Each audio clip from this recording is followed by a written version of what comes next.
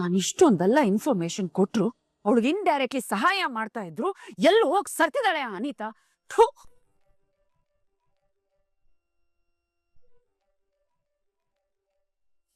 ಜ್ಞಾಪಿಸ್ಕೊಂಡಿದ ತಕ್ಷಣ ಇವಳೇ ಫೋನ್ ಮಾಡ್ತಾಳೆ. 100 ವರ್ಷ ಆಯ್ಸ್ ಬೇರೆ ಈ ಪಾಪಿಗೆ. ಯಜಮಾನ ಯಜಮಾನ. ಇವಾಗ ಅದೆಲ್ಲ ಹಳೆ ಕತೆ. ಇವಾಗ ಗಂಡು ಹೆಣ್ಣು ಇಬ್ರು ಈಕ್ವಲ್. ಫಸ್ಟ್ ನೀವು ಕುಡೀರಿ, ಆಮೇಲೆ ನನಗ್ ಕೊಡಿ. ಏನ್ ಈಕ್ವಲ್ ಆದ್ರೂ ಗಂಡ ಗಂಡನೇ, ಹೆಂಡತಿ ಹೆಂಡ್ತಿರೆ. ಮೊದ್ಲು ನೀನ್ ಕುಡ್ದು ಆಮೇಲೆ ನನಗ್ ಕೊಡು. ಸುಮ್ನೆ ಆಟ ಆಡ್ಸ್ಬೇಡ. ತಗೋ. ಹಲೋ, ಆಟ ಆಡಿಸ್ತಿರೋದು ನೀವು ಮೇಡಮ್. ಗಂಡ ಹೇಳ್ದಾಗೆ ಹೆಂಡತಿ ಕೇಳಬೇಕಲ್ವಾ? ಅದಕ್ಕೆ ಮೊದ್ಲು ನೀವು ಹಾಲು ಕೊಡಿ. ಬೇರೆ ವಿಷಯದಲ್ಲೆಲ್ಲ ನಾನು ಕೇಳ್ತೀನಿ ರಾಘು, ಆದ್ರೆ ಈ ಶಾಸ್ತ್ರಗಳಲ್ಲೆಲ್ಲ ಒಂದು ಅರ್ಥ ಇರುತ್ತೆ. ಅದಕ್ಕೆ ಮೊದ್ಲು ನೀನ್ ಕುಡ್ದು ಆಮೇಲೆ ನನಗ್ ಕೊಡು. ಸಾಧ್ಯನೇ ಇಲ್ಲ ಮೇಡಮ್. ನಾವು ಸಂಪ್ರದಾಯಗಳನ್ನ ಬ್ರೇಕ್ ಮಾಡೋಣ. ಸುಮ್ನೆ ನಾನು ಹೇಳ್ದಂಗೆ ಕೇಳಿ ಅಷ್ಟೇ. ಯಜಮಾನ್ರೆ, ಸಂಪ್ರದಾಯಗಳಿಗೆಲ್ಲ ಒಂದು ಅರ್ಥ ಇರುತ್ತೆ. ಅದನ್ನ ನಾವು ಬ್ರೇಕ್ ಮಾಡೋದ್ ಬೇಡ.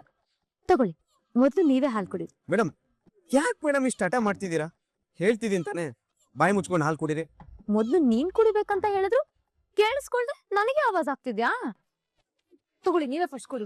ಇಲ್ಲ ಇಲ್ಲ, ಫಸ್ಟ್ ನೀವೇ ಕುಡಿಬೇಕು. ಇವಾಗ ನೀನೇ ಕುಡಿಬೇಕಾ? ಕುಡಿಬೇಕಷ್ಟೇ. ಮೇಡಮ್, ಏನ್ ಮೇಡಮ್, ಬರೀ ಬಾಯಿ ಮಾತ ಗಂಡ ಅಂತ ಕರೆದ್ರಾಗಲ್ಲ. ಹೆಂಡತಿ ಅದೋಳು ಗಂಡನ ಪ್ರತಿಯೊಂದು ಮಾತನ್ನು ಕೇಳಬೇಕು. ನಾನು ಇವಾಗ ನಿನ್ ಮಾತು ಕೇಳೋದಕ್ಕೆ ಬರ್ತೀನಿ. ನೋಡಿ ಮೇಡಮ್, ಸುಮ್ಮನೆ ಇದ್ರೆ ಸರಿ. ಇಲ್ಲ ಅಂದ್ರೆ ಇಲ್ಲ ಅಂದ್ರೆ ಏನ್ ಮಾಡ್ತೀಯ? ನೀನ್ ಹೇಗ್ ಲಾಕ್ ಮಾಡ್ಬೇಕು ಅಂತ ನನಗ್ ಚೆನ್ನಾಗ್ ಗೊತ್ತು. ಮೇಡಮ್,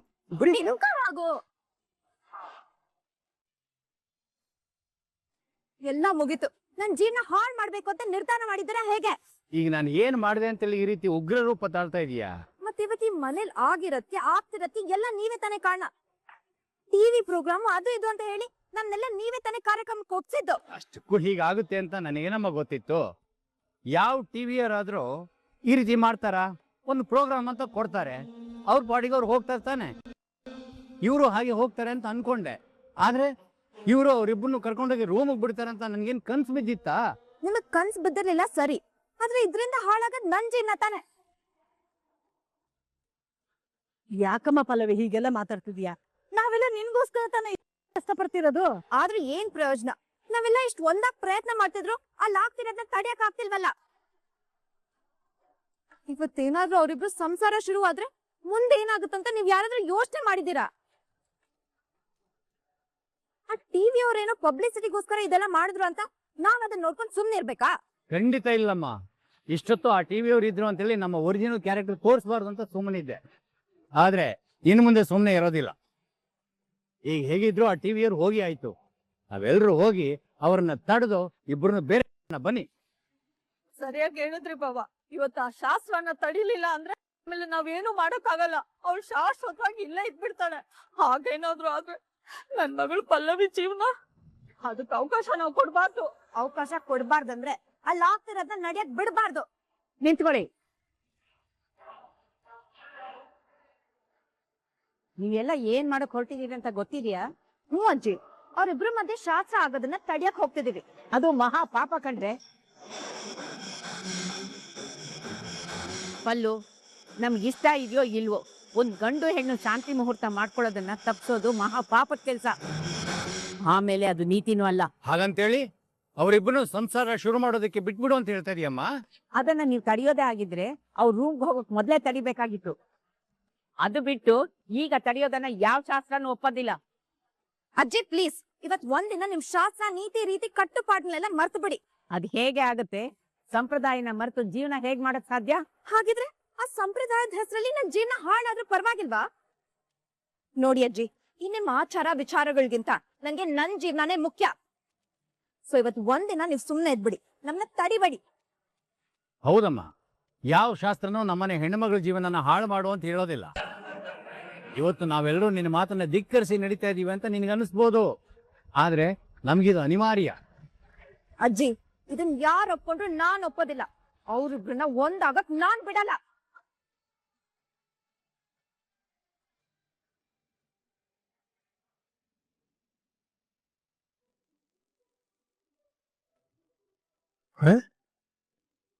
ತರುಣ್ ಅವ್ರ ಫೋನ್ ಮಾಡ್ಬಿಟ್ಟಿದ್ದಾರೆ. ಕೇಳೋಣ ಏನಂತ. ಹೇಳಿ ತರೋನವ್ರೆ ಏನ್ ಅಪರೂಪ ಫೋನ್ ಮಾಡ್ಬಿಟ್ಟಿದ್ರಿ? ಇವತ್ತು ಒಂದು ರಾತ್ರಿ ಕಳೆದು ಬಿಟ್ರೆ ಜಾನ್ಸಿನ ಮತ್ತೆ ರಾಗುನ ಯಾರಿಂದನೂ ದೂರ ಮಾಡಕ್ ಸಾಧ್ಯ ಇಲ್ಲ. ಹೌದಾ? ಹಾಗಾದ್ರೆ ಅಂತ ವಿಶೇಷ? ಇವತ್ತು ಅವ್ರಿಬ್ಬರದು ಫಸ್ಟ್ ನೈಟು ಇಬ್ಬರದು ತರ ಶುರು ಆಗ್ತಿದೆ ರಾಯ್. ವಾವ್, ಎಂತ ಸಂತೋಷದ ವಿಷಯ ಹೇಳಿದೆ ತರುಣ್. ನನಗೆ ಆಗ್ತಿರೋ ಖುಷಿಗೆ ಏನ್ ಮಾಡ್ಬೇಕಂತ ಗೊತ್ತಾಗ್ತಾ ಇಲ್ಲ. ಈ ಸಂತೋಷ ಸಿಗ್ಬೇಕಂತಾನೆ ನಾನು ನಿನ್ ಫೋನ್ ಮಾಡಿದ್ದು. 100% ಇವತ್ತು ಇಂತ ಒಳ್ಳೆ ಸುದ್ದಿ ಕೇಳ್ತೀನಿ ಅಂತ ನನ್ಗೆ ಗೊತ್ತಿತ್ತು. ಅದ್ಯಾಗಪ್ಪ? ಹೇಗಂದ್ರೆ ಅದಕ್ಕೆಲ್ಲ ಕಾರಣ ನಾನೇ ಅಲ್ವಾ? ಏನ್ ಹೇಳ್ತಾ ಇದ್ಯಾ ರಾಯ್? ನಿಜಾನೇ ಹೇಳ್ತಾ ಇದೀನಿ. ಇಷ್ಟು ದಿನ ಆಗದಿದ್ದು ಇವತ್ತು ಆಗ್ತಿದೆ ಅಂದ್ರೆ ಅದಕ್ಕೆಲ್ಲ ಕಾರಣ ನಾನೇ. ಅಲ್ಲ ರಾಯ್, ಇಲ್ಲಿ ನ್ಯೂಸ್ ಚಾನೆಲ್ ಅವ್ರು ಬಂದು ಮನೆಯವ್ರನ್ನ ಒಪ್ಸಿ ಇವರಿಬ್ರು ಒಂದಾಗೋದಕ್ಕೆ ಅರೇಂಜ್ ಮಾಡಿದ್ದಾರೆ. ಅಂತದ್ರಲ್ಲಿ ಅದಕ್ಕೆ ನೀನ್ ಕಾರಣ ಅಂತ ಕ್ರೆಡಿಟ್ ತಗೊಳ್ತಾ ಇದ್ಯಾ? ಹೇಳ್ತೀನಿ. ಈ ಕ್ರೆಡಿಟ್ ಎಲ್ಲ ಯಾಕೆ ತಗೊಳ್ತಿದೀನಿ ಅಂತ ಹೇಳ್ತೀನಿ. ನಾನು ಸಂಕಲ್ಪ ಮಾಡ್ಕೊಂಡಿರೋ ಕಂಕಣನ ಮೇಡಮ್ ಕೈ ಕಟ್ಟಿದ್ದೆ. ನಾನು ಜಸ್ಟ್ ಝಾನ್ಸಿ ಮೇಡಮ್ಗಿರೋ ಕೆಟ್ಟ ಕಾಲ ಎಲ್ಲ ದೂರ ಆಗಿ ಇನ್ನು ಮುಂದೆ ಒಳ್ಳೆ ಕಾಲ ಬರ್ಲಿ ಅಂತ ಹರಕೆ ಮಾಡ್ಕೊಂಡು ಕಂಕಣ ಕಟ್ಟಿದ್ದೆ. ಅದು ನೋಡಿದ್ರೆ ಅವ್ರ ಮನೆಯವ್ರ ಮನ್ಸನ್ನೆಲ್ಲ ಬದಲಾಯಿಸ್ಬಿಟ್ಟಿದೆ. What a miracle Tarun. ಹೌದು, ನಿಜವಾಗ್ಲೂ ಇದು ಮಿರಾಕಲ್. ಹೇಗೋ ಅವ್ರಿಬ್ರಿಗೂ ಒಳ್ಳೆ ಟೈಮ್ ಬರ್ತಿದ್ಯಲ್ಲ, ಕೊನೆಗೂ ಅದೇವ್ರಿಬ್ರಿಗೂ ಒಳ್ಳೇದ್ ಮಾಡ್ಬಿಟ್ಟ. ಏನಾದ್ರೂ ಆಗ್ಲಿ, ಈ ವಿಷಯದಲ್ಲಿ ನೀನ್ ಸ್ವಲ್ಪ ನನ್ ಕ್ರೆಡಿಟ್ ಕೊಡ್ಬೇಕಪ್ಪ. ಸ್ವಲ್ಪ ಯಾಕೆ ರಾಯ್, ಪೂರ್ತಿ ನೀನೇ ಇಟ್ಕೋ. ಹಾಗೆ ಈ ವಿಷಯನ ಜಾನ್ಸಿ ಅವ್ರ ತಾತಾಗೂ ಹೇಳ್ಬಿಡು, ಅವರು ಖುಷಿ ಪಡ್ತಾರೆ. ಯಜಮಾನ್ರ ಮನೇಲಿ ಇದ್ದಿದ್ರೆ ಈಗ್ಲೇ ಈ ವಿಷಯ ಹೇಳ್ತಿದ್ದೆ. ಅವಾಗ ಅವರು ಮಗು ತರ ಮನೆ ತುಂಬಾ ಕುಣಿದಾಡಿರೋರು. ಅಂದ್ರೆ ಇವಾಗ ತಾತ ಮನೇಲಿಲ್ವಾ? ಇಲ್ಲಪ್ಪ, ಝಾನ್ಸಿ ಮೇಡಮ್ ಮದುವೆ ಆಗ್ಲಿ ಅಂತ ಹರಕೆ ಹೊತ್ಕೊಂಡಿದ್ರಲ್ಲ, ಆ ಹರಕೆ ಎಲ್ಲ ಬ್ಯಾಲೆನ್ಸ್ ಇತ್ತಲ್ಲ, ಅದನ್ನ ತೀರ್ಸ್ಕೊಂಬರಕಂತ ಆ ಟೆಂಪಲ್ಗೆ ಹೋಗಿದ್ದಾರೆ. ಅವರು ಬಂದ ತಕ್ಷಣ ವಿಷಯ ಹೇಳ್ತೀನಿ. ಹೇಗೋ ಇಷ್ಟ ದಿವಸದ ನಮ್ಮ ಆಸೆ ಇವತ್ತು ಈಡೇರ್ತಲ್ಲ. ಇನ್ನೊಂದು 9 ತಿಂಗಳು ಹೋದ್ರೆ ನಾವಿಬ್ರು ಮಾಮ ಆಗ್ತೀವಿ. ಅಪ್ಪ ತಂದೆ, ಅದು ಮಾಮ ಅಲ್ಲ, ಕೆಟ್ಟದಾಗ ಕೇಳಿಸುತ್ತೆ, ಮಾವ ಅನ್ನು. ನಮ್ಮ ಹಳ್ಳಿ ಕಡೆ ಆಡು ಭಾಷೆಲಿ ಹಾಗೆ ಕರೆಯೋದು. ಏನೋ ಒಂದ್ ಬಿಡು. ಹೇಗೋ ನನ್ನ ಫ್ರೆಂಡು ನನ್ನ ತಂಗಿದು ಹೊಸ ಜೀವನ ಶುರು ಆಗ್ತಿದೆ, ಅಷ್ಟು ಸಾಕು. ಬಾಯ್ ತರುಣ್, ಈ ವಿಷಯ ಹೇಳಿದ್ದಕ್ಕೆ ಒಂದ್ second thank you so much. ಈ ವಿಷಯನ ತುಳಸಿ ಮೇಡಮ್ಗೆ ಸ್ವೀಟ್ ಕೊಟ್ಟು ಹೇಳ್ಬೇಕು. ಅದು ನಿನ್ ಭ್ರಮೆ ಅಷ್ಟೇ. ಈ ಮನೆಯವ್ರ ಮನ್ಸಲ್ಲಿರೋದ್ ನಾನು, ನೀನಲ್ಲ. ರಾಗು ಕೈಯಲ್ಲಿ ತಾಳಿ ಕಟ್ಸ್ಕೊಂಡ್ ಬದುಕ್ಬೇಕಾಗಿರೋದು ನಾನು, ನೀನಲ್ಲ. ಹಲೋ, ನೀನ್ ತಾಳಿ ಕಟ್ಟಿಸ್ಕೊಂಡ್ ಬಂದ್ ಬದುಕೋದ್ರ ಬಗ್ಗೆ ಮಾತಾಡ್ತಿದ್ಯಾ? ಆದ್ರೆ ನಾನ್ ಆಲ್ರೆಡಿ ತಾಳಿ ಕಟ್ಟಿಸ್ಕೊಂಡಿದ್ದೀನಿ. ತಾಳಿ ಅಂದ್ರೆ 3 ಗಂಟೆ ಹಾಕ್ಸ್ಕೊಳ್ಳೋದು ಅಷ್ಟೇ ಅಲ್ಲ, ಅದಕ್ಕೆ ಆದಂತ ಪ್ರೋಸೆಸ್ ಇರುತ್ತೆ. ಅದ್ರ ಬಗ್ಗೆ ನಾನ್ ಚೆನ್ನಾಗಿ ತಿಳ್ಕೊಂಡಿದೀನಿ. ತಾಳಿ ಬಗ್ಗೆ, ಸಂಬಂಧದ ಬಗ್ಗೆ ತಿಳ್ಕೊಂಡಿರೋದ್ಕೇನೆ ನಾನ್ ಈ ಮನೇಲಿ ಬಂದು ಬದುಕ್ತಿರೋದು. ಈ ಮನೆ ಸೊಸೆಯಾಗೋ ಯೋಗ್ಯತೆ ಇರೋದು ನನಗೆ ಹೊರತು ನಿನಗಲ್ಲ ಕಣೆ. ಏನಂದೆ? ಯೋಗ್ಯತೆ ಬಗ್ಗೆ ನೀನ್ ಮಾತಾಡ್ತಿದ್ಯಾ? ನಿನ್ನ ಯೋಗ್ಯತೆ ಏನ್ ಗೊತ್ತಾ? ರಾಗು ನಿನಗ್ ಜಸ್ಟ್ ಮಾತ್ ಕೊಟ್ಟಿರೋದು. ಆದ್ರೆ ನನ್ನ ಯೋಗ್ಯತೆ ಏನ್ ಗೊತ್ತಾ? ಅಗ್ನಿ ಸಾಕ್ಷಿಯಾಗಿ ತಾಳಿ ಕಟ್ಟಿಸ್ಕೊಂಡಿರೋದು, ಹಿರಿಯರ ಹತ್ರ ಅಕ್ಷತೆ ಹಾಕ್ಸ್ಕೊಂಡು ದೇವ್ರ ಆಶೀರ್ವಾದ ತಗೊಂಡಿರೋದು. ಇದು ನನ್ನ ಯೋಗ್ಯತೆ. ಮತ್ತೇನೋ ಹೇಳ್ದಲ್ಲ, ಈ ಮನೆಯವ್ರ ಮನ್ಸಲ್ಲಿರೋದು ನೀನಾ? ಎಲ್ಲೋ ಇಟ್ಕೊಂಡು ಇಷ್ಟೆಲ್ಲ ಮಾತಾಡ್ತಾ ಇರೋ ನೀನು. ಈ ಮನೆ ಸೊಸೆಯಾಗಿ ಗಂಡನ್ ಸಪೋರ್ಟ್ ಇಲ್ದೆ, ಮನೆಯವ್ರ ಸಪೋರ್ಟ್ ಇಲ್ದೆ ಒಬ್ಳೆ ಹೋರಾಟ ಮಾಡ್ತಿರೋ ನಾನು. ಬೇಕೋ ಬೇಡವೋ, ಮನೆಯವ್ರ ಕಷ್ಟ ಸುಖದಲ್ಲಿ ನಾನ್ ಭಾಗಿಯಾಗಿದ್ದೀನಿ. ಕೆಲವೊಂದ್ ವಿಷಯದಲ್ಲಿ ಈ ಮನೆಯವ್ರು ನನ್ನ ಒಪ್ಕೊಳ್ದೆ ಇರ್ಬೋದು, ಆದ್ರೆ ಇನ್ ಕೆಲವು ವಿಷಯದಲ್ಲಿ ಎಲ್ಲರೂ ನನ್ನ ಮೆಚ್ಕೊಂಡಿದ್ದಾರೆ. ಇದು ನಾನು ಈ ಮನೇಲಿ ಇಟ್ಕೊಂಡು ಸಾಧಿಸಿರೋದು. ನಿನಗೆ ಈ ಮನೇಲಿರೋ ಅವಕಾಶ ಸಿಕ್ಕಿದೆ ಇದೆಯಾ? ಈ ತರ ಅವಕಾಶ ನನಗೂ ಸಿಕ್ಕಿದ್ರೆ ನಾನು ಇದೇನು ಅಂತ ತೋರಿಸ್ತೀನಿ.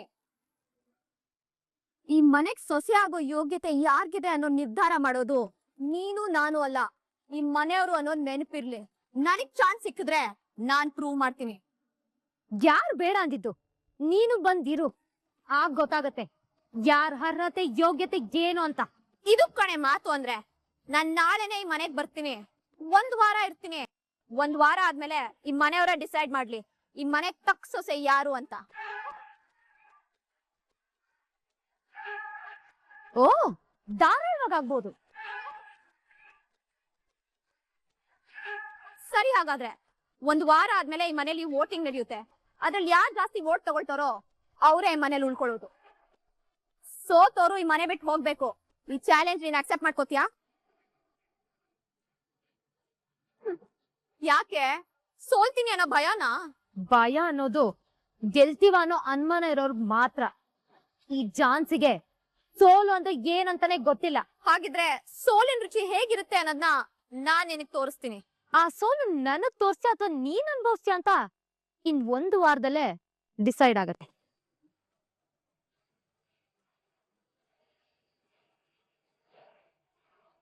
ಇದಕ್ಕೆ ಮನೆಯವರೆಲ್ಲಾರ್ದು ಒಪ್ಪಿಗೆ ಇದೆಯಾ?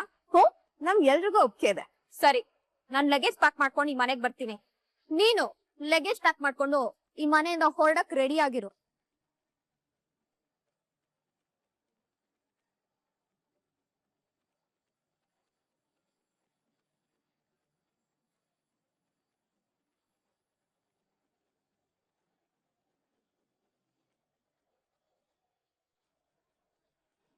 ನಾನು ಇಷ್ಟೊಂದೆಲ್ಲ ಇನ್ಫಾರ್ಮೇಶನ್ ಕೊಟ್ರು ಅವಳಿಗೆ ಇಂಡೈರೆಕ್ಟ್ಲಿ ಸಹಾಯ ಮಾಡ್ತಾ ಇದ್ರು. ಎಲ್ಲಿ ಹೋಗಿ ಸರ್ತಿದ್ದಾಳೆ ಅನಿತಾ. ಥು.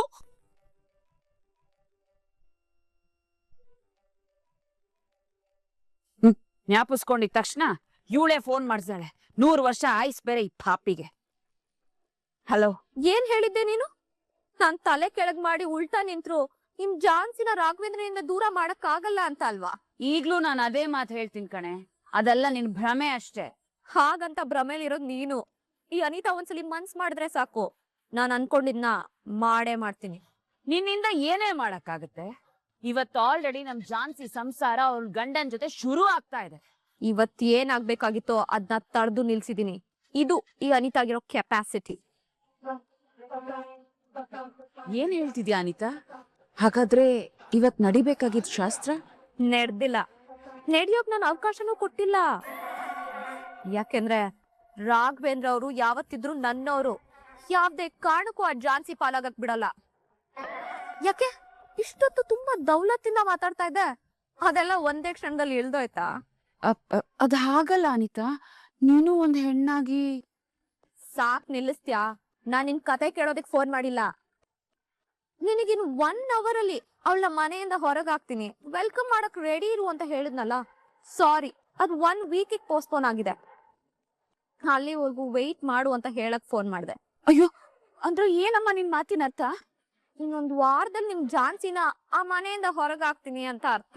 ಇಷ್ಟು ದಿನ ನಾನು ಎಲ್ಲೋ ಇದ್ಕೊಂಡು ಆಟ ಆಡ್ತಾ ಇದ್ದೆ. ಇನ್ಮೇಲೆ ಅಲ್ಲೇ ಇದ್ದು ನಾನ್ ಯಾರು ಅನ್ನೋದನ್ನ ತೋರಿಸ್ತೀನಿ. ನನಗೂ ಅವಳಿಗೂ ಒಂದ್ ಚಾಲೆಂಜ್ ಆಗಿದೆ. ಆ ಚಾಲೆಂಜ್ ಅಲ್ಲಿ ಗೆದ್ದು ಅವಳನ್ನ ಮನೆಯಿಂದ ಹೊರಗಾಗ್ತೀನಿ. ಮನೆ ತುಂಬಿಸ್ಕೊಳಕ್ಕೆ ರೆಡಿ ಆಗಿರೋ. ಅಯ್ಯೋ, ಹಾಗೆಲ್ಲ ಮಾಡ್ಬೇಡ ಅನಿತಾ. ಅದನ್ನ ನಮ್ ಜಾನ್ಸಿ ಸಹಿಸ್ಕೊಳಲ್ಲ. ಇದನ್ನೆಲ್ಲ ನನ್ನ ಹತ್ರ ಚಾಲೆಂಜ್ ಮಾಡೋದಕ್ಕೂ ಮುಂಚೆನೆ ಯೋಚನೆ ಮಾಡ್ಬೇಕಾಗಿತ್ತು. ಇನ್ಮೇಲೆ ಗೊತ್ತಾಗುತ್ತೆ ಈ ಅನಿತಾ ಯಾರು ಅಂತ. ಅನಿತಾ, ಅನಿತಾ.